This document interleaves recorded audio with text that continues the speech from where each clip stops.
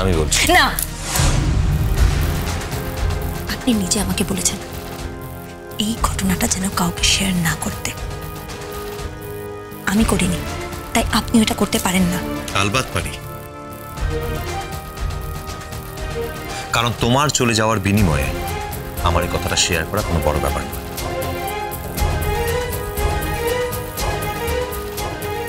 দাদা ভাই, আজ আমি আর রূপকথা একটা কফি শপে বসেছিলাম।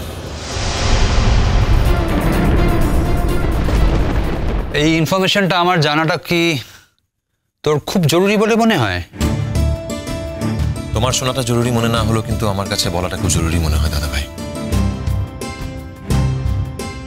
আজ বেলার দিকে রূপকথা আমার ঘরে এসেছিল, এসে আমাকে বলেছিল যে ও আমার সঙ্গে কিছু কথা বলতে চায় জীবনের শেষবারের মতো।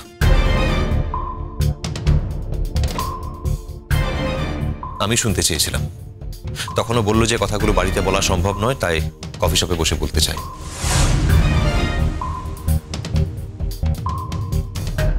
আমি রাজি হয়ে গেলাম, কারণ আমি রূপকথাকে নিজের বন্ধু মনে করি, আর আমাদের মধ্যে আজ শুধু এই বন্ধুত্বটুকুই রয়েছে।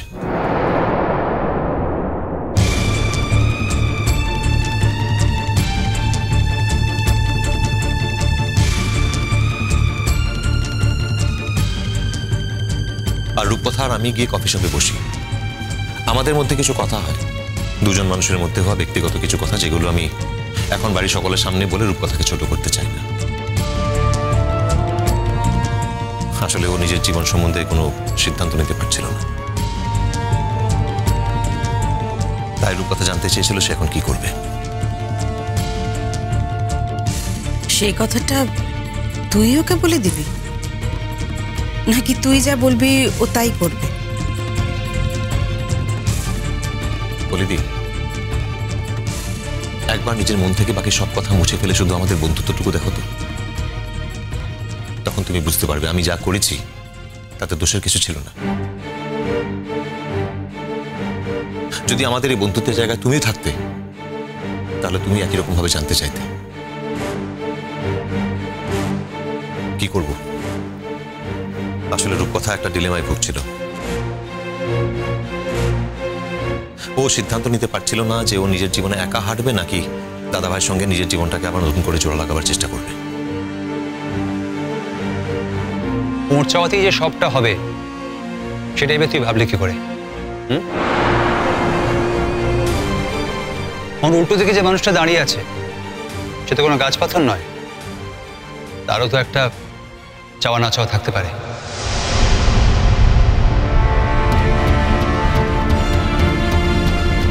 তবু দাদা ভাই, রূপকথার সিদ্ধান্ত নেওয়ার উপর নির্ভর করছিল তোমার সঙ্গে সে কথা বলবে কিনা। এখন তোমাদের মধ্যে কথা হওয়ার পর তুমি রূপকথাকে অ্যাকসেপ্ট করবে কিনা সেটা তোমার ব্যাপার, তাতে আমার কিছু বলার নেই। আমি শুধু এইটুকু ক্লিয়ার করে বলতে চাই যে রূপকথার জীবনে আমার আর কোনো ভূমিকা নেই, ভবিষ্যতেও থাকবে না।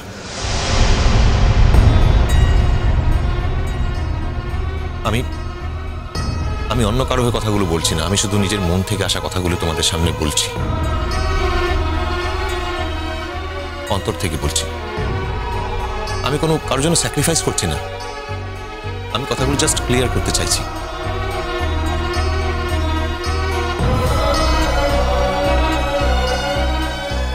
আমি জানি তোমার সঙ্গে আজ আমার সম্পর্কটা অনেক স্ট্রেইনড হয়ে গেছে। তুমি তোমার জীবনের দুর্ঘটনার জন্য আমাকে দায়ী মানো, কিন্তু বিশ্বাস করো তাতে আমার কোনো দোষ ছিল না। তুমি আজ আমার সঙ্গে ভালোভাবে কথা পর্যন্ত বলো না, আমার তো কোনো দোষ ছিল না। যখন একসময় আমাদের যোগাযোগ হয়েছিল, আমাদের মধ্যে তখন আমাদের চারপাশে কেউ ছিল না, আমরা দুজনে কেউ জানতাম না আমাদের জীবনটা কোন পথে ভাগ নেবে।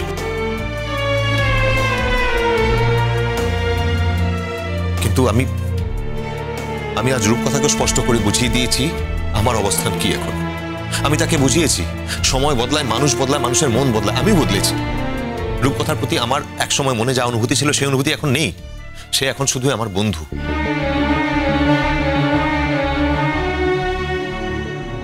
That's it.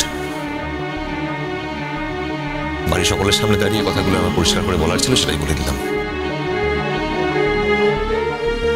আর এখন তুমি রূপকথার সঙ্গে সম্পর্কটাকে অ্যাকসেপ্ট করবে কিনা, রূপকথা তোমার সঙ্গে আবার মানিয়ে গুছিয়ে নেবে কিনা, সেটা তোমাদের দুজনকার ব্যাপার।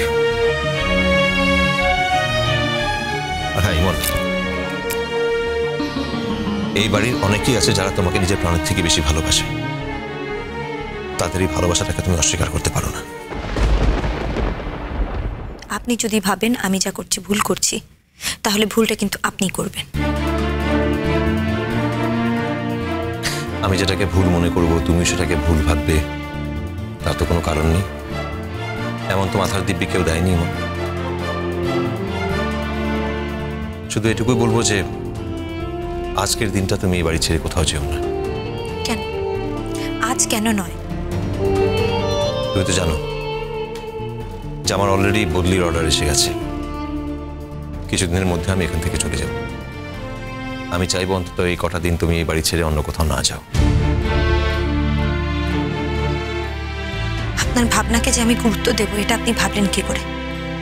ভাবলাম কারণ তুমি স্বামী হিসাবে আমাকে স্বীকার নাই করতে পারো, কিন্তু তোমার অভিভাবক হিসাবে, গার্জিয়ান হিসাবে তুমি আমাকে অস্বীকার করতে পারো না। এখনো তোমার কলেজের খাতায় গার্জিয়ানের জায়গায় আমার নামটা লেখা আছে। তুমি আমাকে স্বামী হিসাবে স্বীকার নাই করলে, কিন্তু গার্জিয়ান হিসাবে অস্বীকার করতে পারো কি? আর তোমার এই অভিভাবকত্ব আমি তোমার বাবার কাছ থেকে পেয়েছি।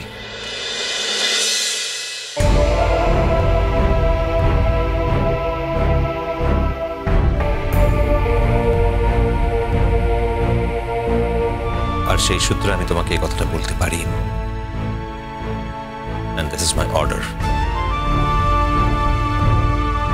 আর আমি এটাও জানি, আমি যখন কোনো একটা কথা বলার সময় বলি যে এটা আমার অর্ডার, সেই কথাটা তুমি কিছুতেই ফেলতে পারবে না।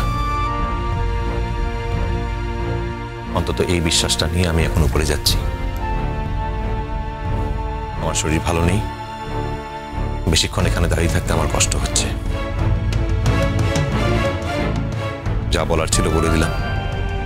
যদি এরপরেও তুমি চলে যেতে চাও তাহলে আমার সত্যি আর কিছু বলার নেই।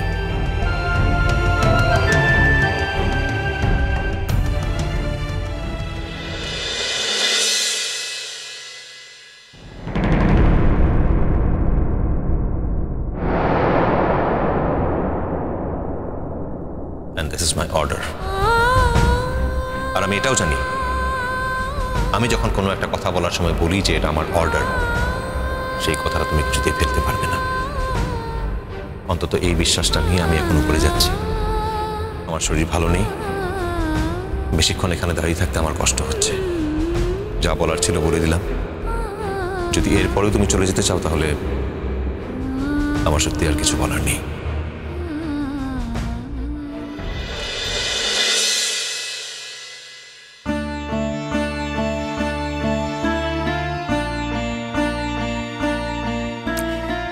আপনি জোর করে ইচ্ছে করে আমাকে আটকেছেন। তোমার উপরে আমার জোর কিসের যে আমি তোমাকে জোর করে আটকাবো? তাই তো দেখছি, যতবার আমি এই বাড়ি ছেড়ে যেতে চেয়েছি ততবার আপনি কোনো না কোনো অজুহাতে আমাকে আটকে রেখেছেন। আমি শুধু সত্যি কথাটা বলেছি, তোমাকে জোর করে আটকাইনি।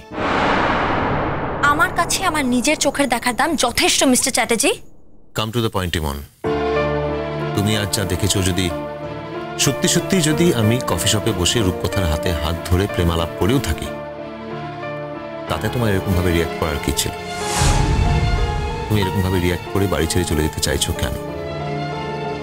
তুমি যদি আমাকে এই প্রশ্নের উত্তরটা বুঝিয়ে দিতে পারো আজ, তাহলে আমি কথা দিচ্ছি ভবিষ্যতে আর কখনো তোমাকে আমি আটকাবো না।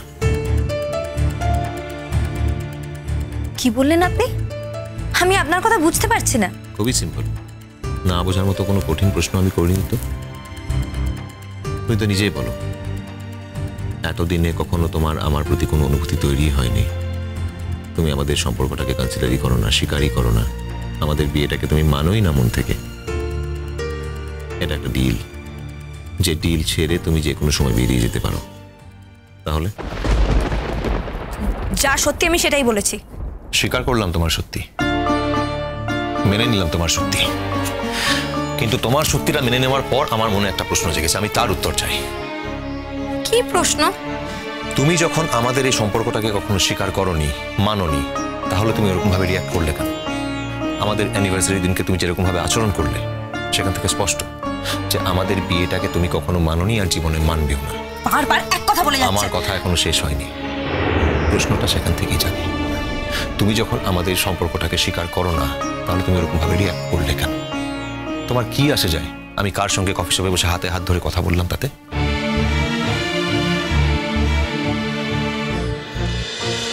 কুসুম দোলা কুসুম